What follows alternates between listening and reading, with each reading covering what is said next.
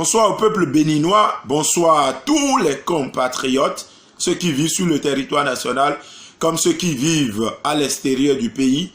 Je suis votre camarade de lutte, votre compatriote, votre frère, votre ami Habib Arandessi, le révolutionnaire pour les jeunes épris de paix et de justice.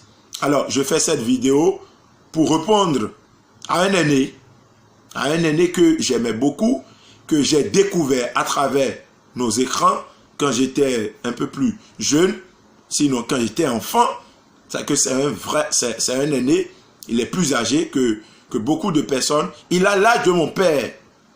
Alors, cet aîné malheureusement a démontré que l'âge que nous portons ne nous confère pas forcément la sagesse. Parce que malgré l'âge que cet aîné a, malgré son âge, il est en train de montrer aujourd'hui qu'il est tout sauf sage. Alors, je veux parler de qui? Je veux parler de cet artiste que nous avons affectueusement appelé dans le temps Babalao, Monsieur Ignace, qui, depuis quelques années, se prononce à travers des vidéos, se prononce sur l'actualité nationale.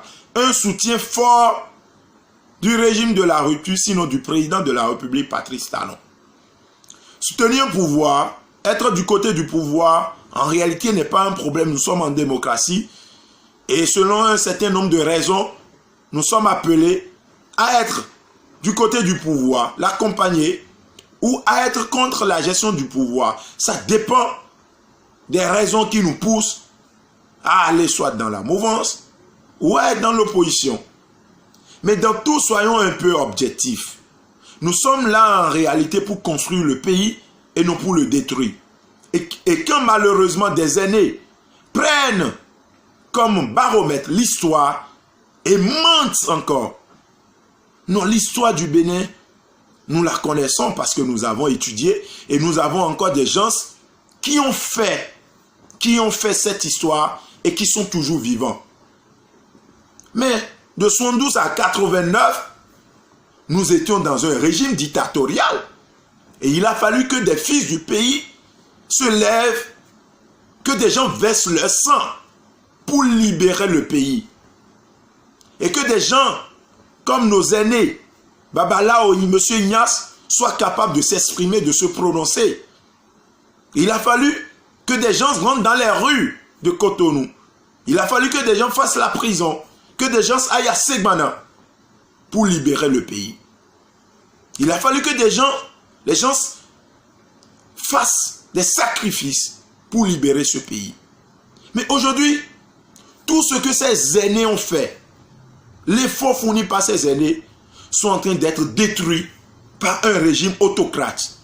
Et au lieu de donner de bons conseils à ce régime, non, notre cher ami, notre cher aîné, joue à l'avocat du diable et prend position, refuse de voir la réalité.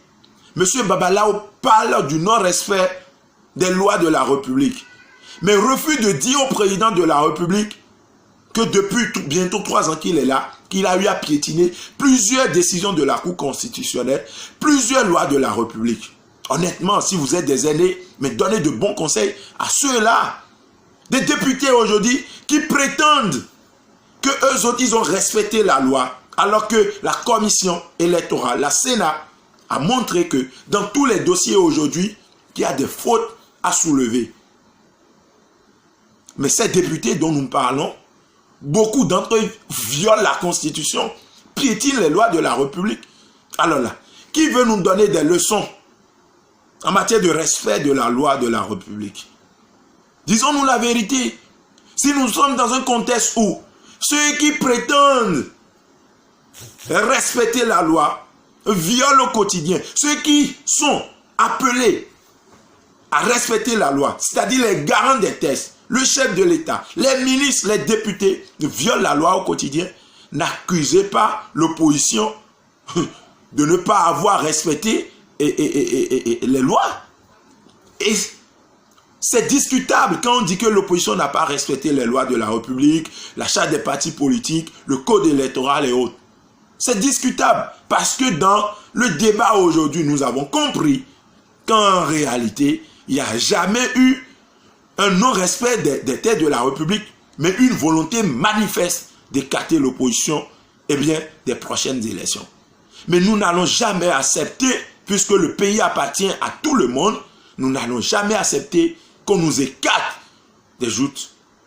Nous n'allons jamais accepter qu'on nous écarte des élections légitimes et populaires. Jamais. Et s'il faut appliquer l'article 66 de notre Constitution qui demande à ce que le peuple désobéisse à la politique dictatoriale, à l'autocratie, c'est-à-dire à la tentative de confiscation des libertés personnelles et collectives, eh bien nous allons réagir. Nous ne voulons pas la guerre dans notre pays et nous l'avons toujours martelé. Nous travaillons pour la paix. Mais qu'on ne prenne pas ce désir de maintenir la paix dans notre pays, eh bien, comme une ignorance. Qu'on ne nous prenne pas comme des bêtes, comme des moutons. Nous sommes tous les fils du pays. Et c'est ce que M. Ignace doit dire au président de la République. C'est le conseil qui doit donner aux députés. Il fait malheureusement partie de ceux-là qui demandent au président de pousser. Mais on sait comment ça commence, mais on ne sait pas comment ça termine. Vaut mieux qu'on aille à un arrangement, à un consensus, que de vouloir coûte que coûte faire ce qu'on appelle un partage amical des postes, des sièges de l'Assemblée nationale. Nous n'allons jamais accepter que les députés, les 83, soient partagés entre les deux blocs jumeaux du président de la République. Impossible. Monsieur Ignace, dites la vérité à ce peuple. Dites la vérité au président de la République. Essayons de respecter, en tout cas, tous les Béninois. Nous n'allons jamais accepter ça, je le dis. Une fois encore, il n'y aura pas d'élection, sans l'opposition. Merci.